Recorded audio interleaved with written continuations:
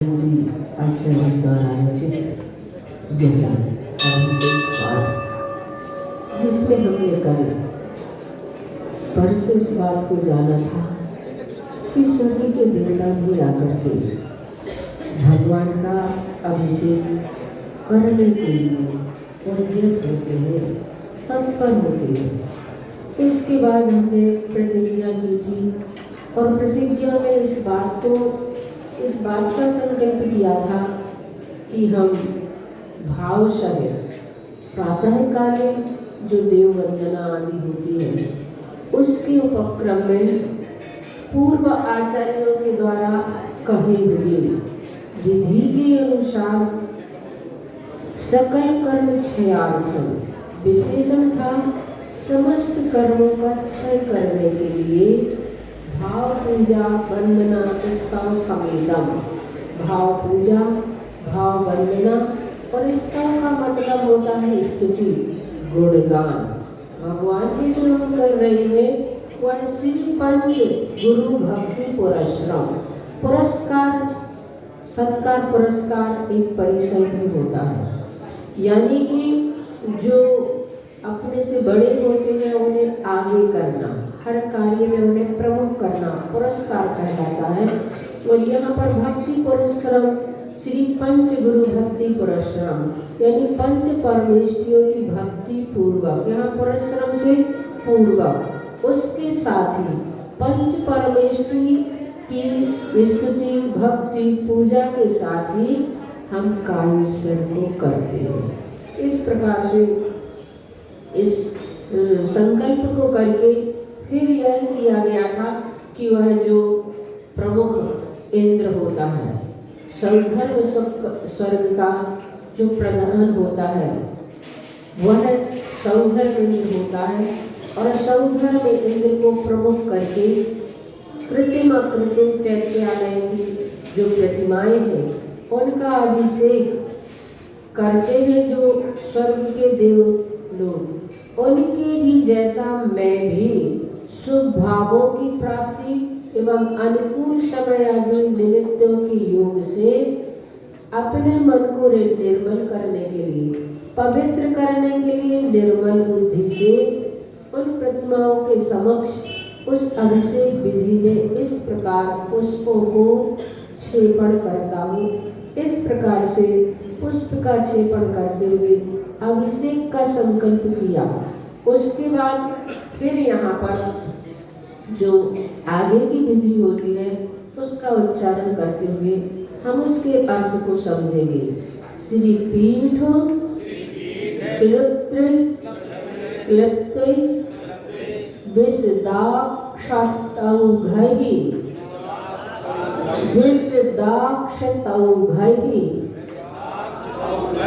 श्री पृष्ठरे पूर्ण शशांक कल्पे। कल्पे ऐसा नहीं बोलना, ला आधा है इसलिए कल्पे। कल्पे श्रीवर्त के चंद्र मसीति वार्ताम सत्यापयन्ती। ती के बाद बिंदी नहीं है, उसमें बिंदी हमेशा है ना। हाँ, तो सत्यापयन्ती श्रिय मां लिखावे, श्रिय मां लिखावे। श्री पीठ क्लिप्ते, क्लिप्ते अगर बोलेंगे ना तो का पूरा हो जाता है क्लिप्ते, इसलिए क्लिप्ते ऐसा बोलना पड़ेगा। क्लिप्ते क्लिप्ते में का पूरा होता है, इसलिए उसका उच्चारण आधा। श्री पीठ क्लिप्ते विशदाक्षतौघैः, ऐसा उच्चारण। श्री पीठ क्लिप्ते विशदाक्षतौघैः श्री पृष्ठरे पूर्ण शशांक कल्पे। श्रीवर्त के चंद्रमसीति वार्ताम सत्यापयन्ती श्री मां लिखावे। सभी लोग एक साथ उच्चारण करेंगे।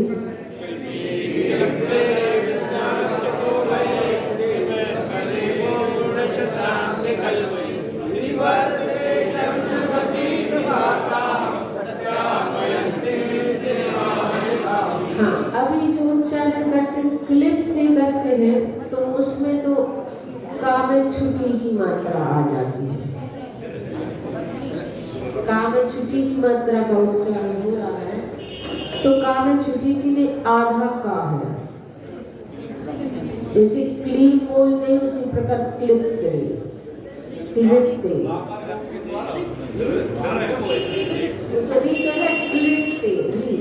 लेकिन क्लिप क्लिप्ते भी तो इसमें आ रहा है। क्लब थोड़ी बोला है, क्लिप बोल रहा है री तो ठीक है, री तो आ रहा है, लेकिन क्लिप्ते बोलेंगे तो का में छुट्टी की मात्रा हो जाती है और ला का री छूट जाता है जहाँ तक।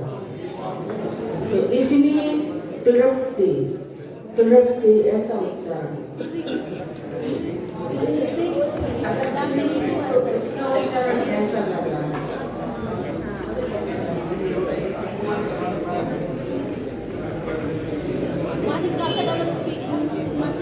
ऐसा उच्चारण, इसको क्या बोलेंगे? इसको क्या बोलेंगे? क्लिप्ते बोले क्लिप्ते। तो क्लिप्ते ऐसा तो है नहीं है, उसमें तो एक और एक आधा। तब क्लिप्ते क्लिप्ते क्लीन जैसा बोलते हैं उसी तरह क्लिप्ते।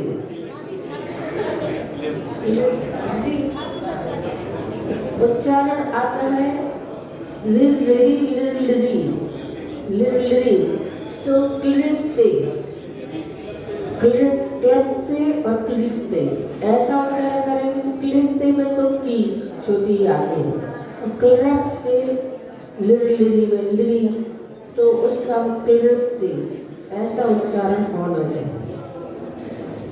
फिर विसिदाक्ष तौघहि। हाँ, तो अक्षत यहाँ पर औघ यानी समूह, श्री पीठ क्लिप्ते यानी कि श्री से शोभायमान सुंदर। क्या है? पांडुक शिला। पांडुक शिला के रूप में क्लिप्त यानी कि कल्पित कल्पना की गई है। हम यहाँ पर कल्पना करते हैं कि सुमेरु पर्वत है, उस पर हमने सिंहासन रखा और सिंहासन के ऊपर भगवान को हम विराजमान कर रहे हैं। ऐसी हम कल्पना करते हैं। सुंदर पांडुक शिला। पांडुक शिला का जो आप लोगों ने यहाँ पर नाम सुना वह 4 प्रकार की शिलाएं होती है। पांडुक वन में 4 शिलाएं होती है।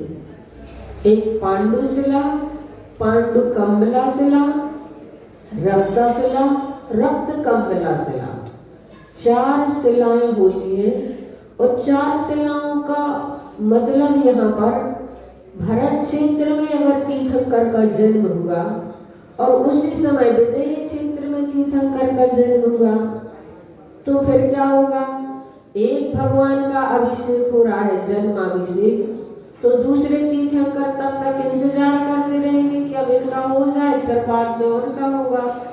आचार्य श्री बोले महापुरुष ऐसी कभी प्रतीक्षा नहीं करते हैं, इसीलिए व्यवस्था बना दी गई है कि भरत क्षेत्र में अगर तीर्थंकर का जन्म हुआ तो पांडुक शिला पर उनका अभिषेक होगा और विदेह क्षेत्र पूर्व विदेह क्षेत्र में अगर तीर्थंकर का जन्म हुआ तो रक्त शिला पर उनका अभिषेक होगा और अपर विदेह पश्चिम विदेह में अगर तीर्थंकर का जन्म हुआ तो रक्त कम्बला शिला पर उनका अभिषेक होगा और अगर ऐरावत क्षेत्र में तीर्थंकर का जन्म हुआ तो पांडु कम्बला शिला पर उनका अभिषेक होगा। एक साथ 4 क्षेत्रों में, भरत क्षेत्र में उसी समय ऐरावत में उसी समय पूर्व और पश्चिम विदेह में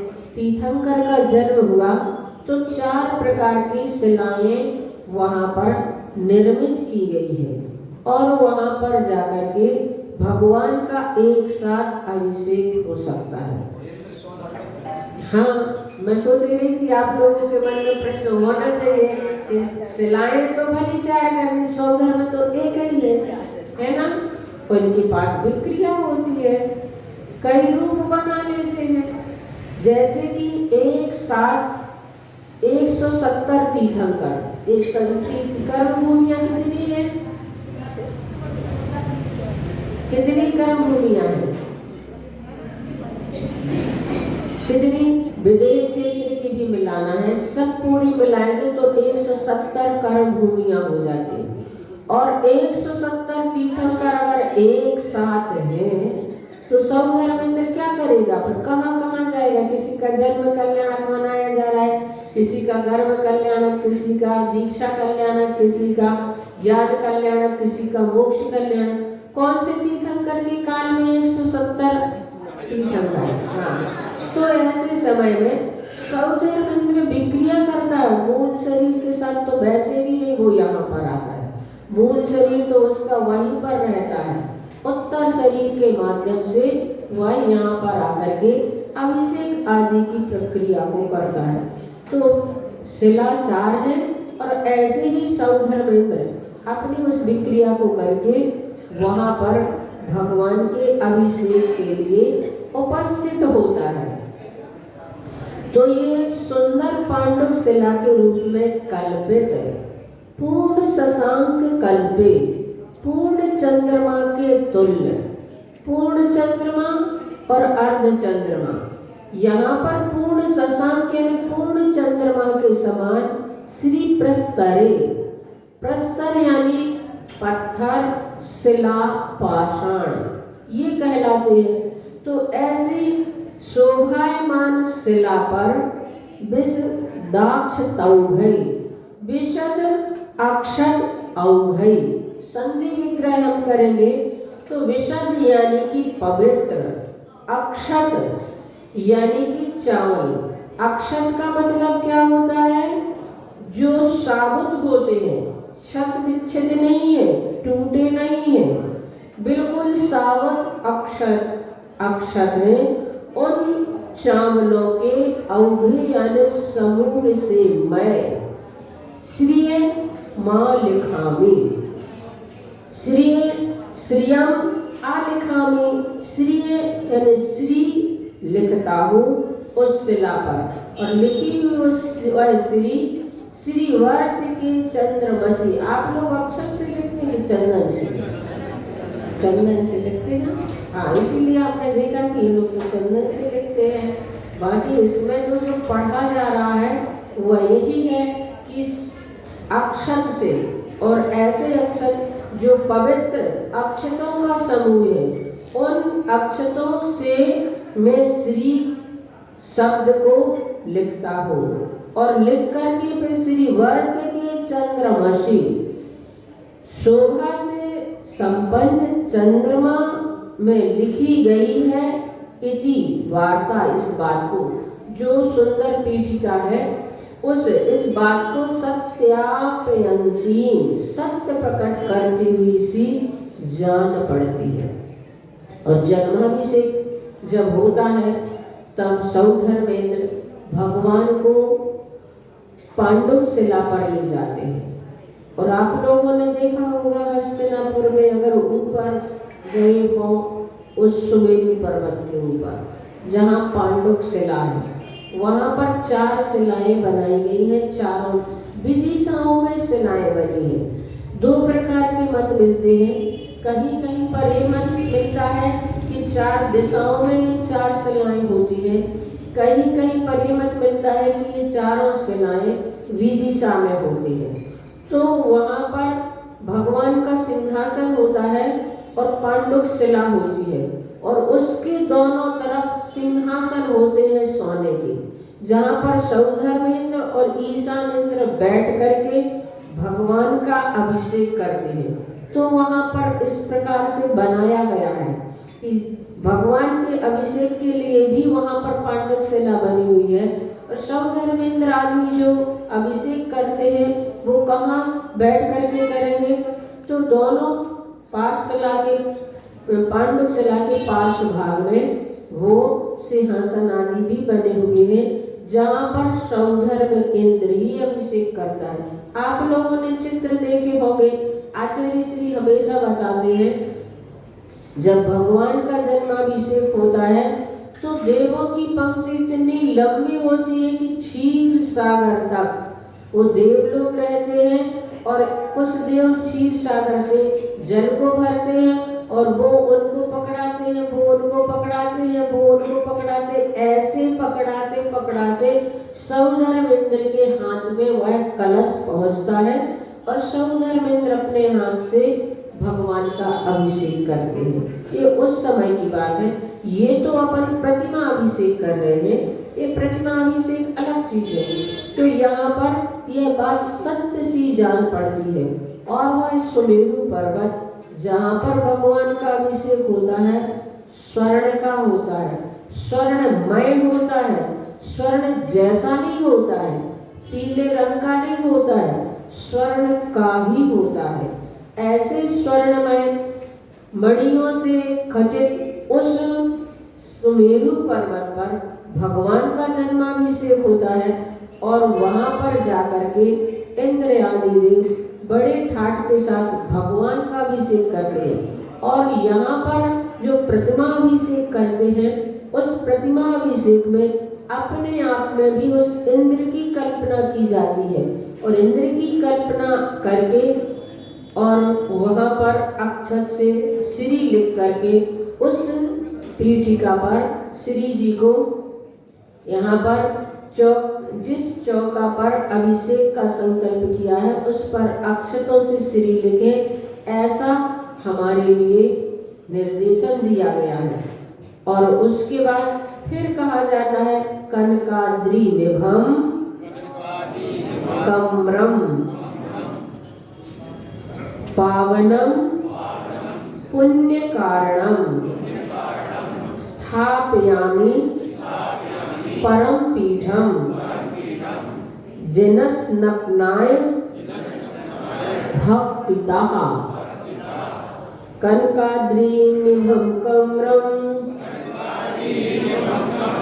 पावनम पुण्य कारणम स्थापयामि परम पीठम जिनस्नपनाय भक्तितः। हाँ, एक साथ सभी लोग उच्चारण करें।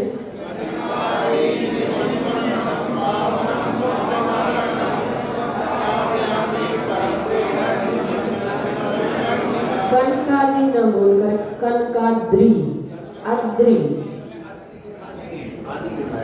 गलत लगेगा, अद्रि होना चाहिए।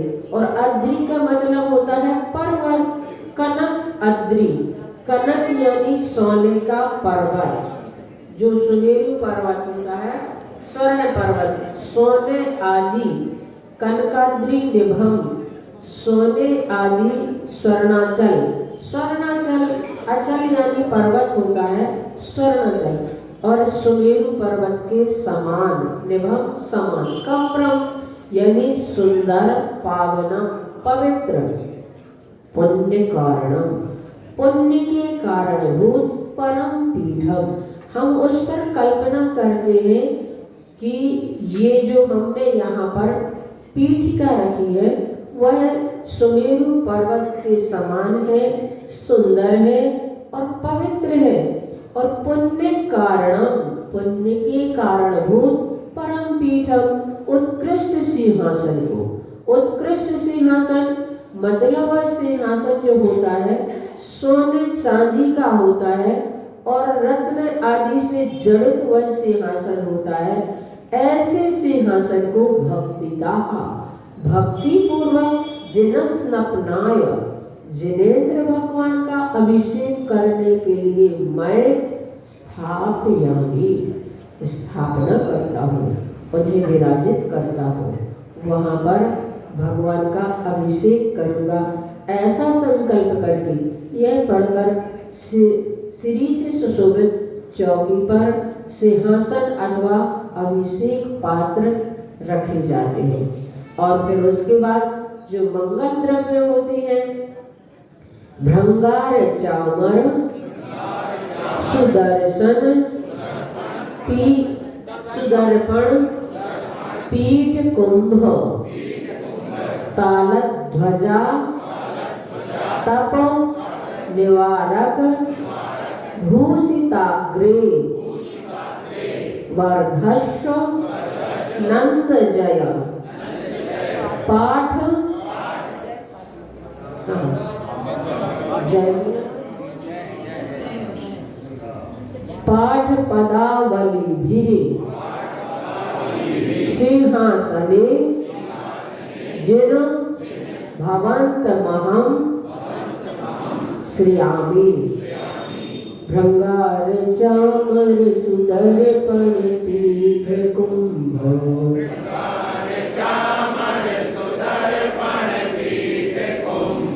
तलत ध्वजा तप निवारक भूषिताग्रे,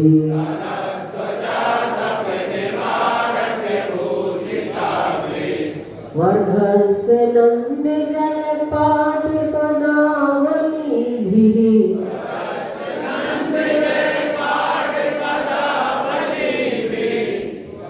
पदावली भी तो क्या होगा? कितनी गलती होगी? कौन कौन सी गलती होगी?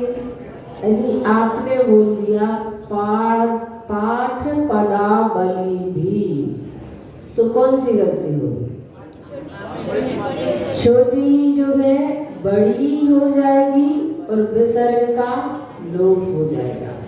इसलिए इसका उच्चारण करना होगा पाठ पदावली भी, ऐसा इसका उच्चारण। भी सिंहासने जिन भवंत महम श्रेयामि,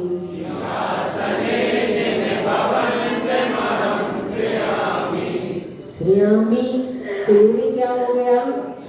बड़ी हो गई। तो अब क्या करेंगे? कैसे इसका उच्चारण होगा?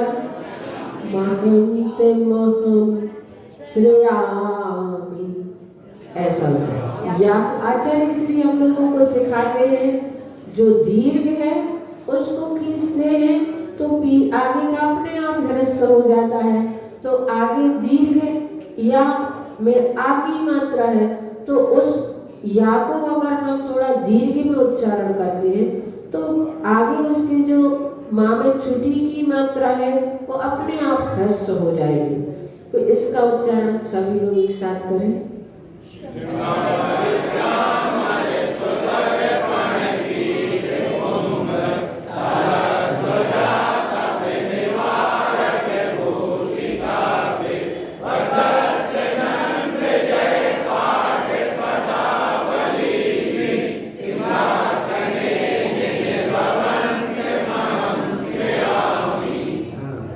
वर्धस्य वृद्धि को प्राप्त हो गए। वृद्धि को क्या प्राप्त हो गए? क्या बढ़े? नंद समृद्धिमान हो गए, जयवंत हो गए। वृद्धि को प्राप्त हो गए, समृद्धिमान हो गए, जयवंत हो गए इत्यादि पाठ पदावली भी। पाठ रूप मंगल पदों के समूह के साथ जब हम अच्छा बोलते हैं तो अच्छी वर्णनाएं होती हैं, अच्छे भाव होते हैं, वातावरण प्रशस्त होता है। इसलिए हमें अच्छे शब्दों का प्रयोग करना चाहिए। कैसी भी स्थिति हो हम अच्छे शब्दों का प्रयोग करें। यहाँ पर भी कहा जा रहा है भगवान को भले ही हम इस चौकी पर विराजमान कर रहे हैं, लेकिन भगवान को विराजमान करते हुए भी जय हो, वर्तमान को वृद्धि को प्राप्त हो, समृद्धि को प्राप्त हो, ऐसे हम संस्कृत भाषा में वहाँ पर पाठ करते हैं और इसका बहुत प्रभाव पड़ता है। हमारे शब्दों का बहुत प्रभाव पड़ता है। सामने वाले के लिए अगर हम कुछ ऐसे शब्दों का प्रयोग करते हैं तो उसमें उस प्रकार के भाव बनते हैं और उस प्रकार से उसका नेचर होता है। और अगर हम अच्छे शब्दों का प्रयोग करते हैं तो कितना भी उद्दंड बच्चा होगा वह अच्छा बनता है। आचार्य श्री के पास एक बार प्रतिभा स्थली की बहनों ने वहां की चर्चा करते हुए किसी बालिका के बारे में कहा, आचार्य श्री ये बहुत बच्चा बहुत उद्दंड है। आचार्य श्री ने ऐसा नहीं बोलते। तो उन्होंने कहा फिर आचार्य श्री कैसा बोले, उसके बारे में बताना है। तो आचार्य श्री कहने लगे, ऐसा कहा करो ये बच्चा बहुत नटखट है। कितना अंतर आ गया, कितना अंतर आ गया शब्दों में। और वाकई में जब हम ऐसे शब्दों का प्रयोग करते हैं तो हमारे माध्यम से हमारा मन भी बहुत ज़्यादा कलुषित नहीं होता है और सामने वाला भी इतना ज़्यादा अपने मन को नहीं बिगाड़ पाता। कुछ शब्द ऐसे होते हैं जिनको सुन करके तिलमिला जाते हैं लोग। ऐसे शब्दों का प्रयोग करते हैं जिससे हमारी आत्मा भी कलुषित होती है और सामने का वातावरण भी बिगड़ता है। वहाँ की वर्णाएं बहुत अप्रशस्त होती है, मन भी नहीं लगता है। इसलिए शब्द भी आपस में एक दूसरे से बोलते हैं तो अच्छे शब्दों का प्रयोग करें। जैसे कि यहाँ पर भगवान को पीठिका पर विराजमान कर रहे हैं और अभिषेक के जो पात्र आदि भी रखे जा रहे हैं, सिंहासन को वहाँ पर रखा जा रहा है, तो भी वहाँ पर ऐसे शब्द प्रयोग किए जाते हैं, वर्धस्व वृद्धि को प्राप्त हो गए। नंद, नंद धातु वैसे आनंद के अर्थ में आती है, नंद धातु है आनंद के अर्थ में आती है। यहाँ पर कहा जाए समृद्धि को प्राप्त हो गए, जय जयवंत हो गए इत्यादि। पाठ पदावली भी पाठ रूप मंगल पदों के समूह के साथ जिन हे जिनेन्द्रिय अहम मैं भवंतम आपको भृंगार चामर सुदर्पण पीठ कुंभ ताल ध्वजा तप निवारक भूषिताग्रे। तो यहाँ पर भृंगार यानी झारी, झारी क्या कहलाती है? हाँ, और उसमें भी कलश अलग होता है, झारी अलग होती है। झारी में टोटी होती है जिससे हम शांति धारा आदि करते हैं, और जो शांति धारा करने वाली झारी होती है उससे हम शांति धारा तो करते हैं, लेकिन टोटी में जल जो होता है वह साफ नहीं हो पाता है, वहाँ तक हमारा हाथ ही नहीं पहुँच पाता है। इसलिए वहाँ पानी बना रहने के कारण से जीव राशि भी उत्पन्न हो जाती है। अहिंसा वाली झारी भी अब आने लगी है। अगर आप लोगों ने देखी हो तो वो चौड़ी जैसी होती है, गोल नहीं होती है, और उससे हम अभिषेक करते हैं जिससे बहुत अच्छे से उसका मार्जन भी हो जाता है। हाँ, ऐसी वाली ही होना चाहिए जिससे कि हमारा अहिंसा धर्म भी पलता रहे। झारी का मतलब होता है जो टोटी से सहित कलश होता है, तो झारी कहलाती है। चंवर जो हम इस प्रकार से 64 चंवर भगवान के सामने ढोरते हैं वो चंवर। दर्पण, दर्पण भी मंगल रूप में माना गया है। और पीठ कुंभ, पीठ कुंभ यानी श्रेष्ठ आसन पर ताल कलश व्यजन ध्वजा से लेना है बीजना। व्यजन शब्द दिया गया है, जैसे पहले हम उसे बीजना बोलते थे, अर्थात पंखा, व्यजन और ध्वज।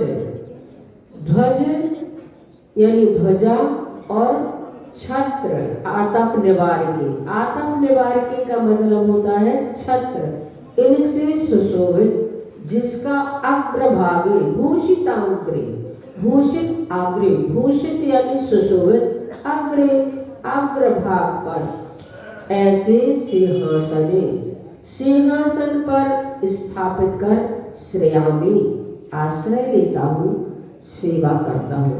तो उस समय ये 8 मंगल द्रव्य भी वहाँ पर उपस्थित होते हैं और उन 8 मंगल द्रव्यों को वहाँ पर रख करके हम मंगल अभिषेक की प्रक्रिया को शुरू करते हैं। उसके बाद फिर कल हम समझेंगे कि आगे किस प्रकार से वह हम विधि करते हैं अभिषेक की, जिस विधि के माध्यम से हमारे पाप का प्रक्षालन होता है, पुण्य कर्म की वृद्धि होती है। महावीर भगवान की हाँ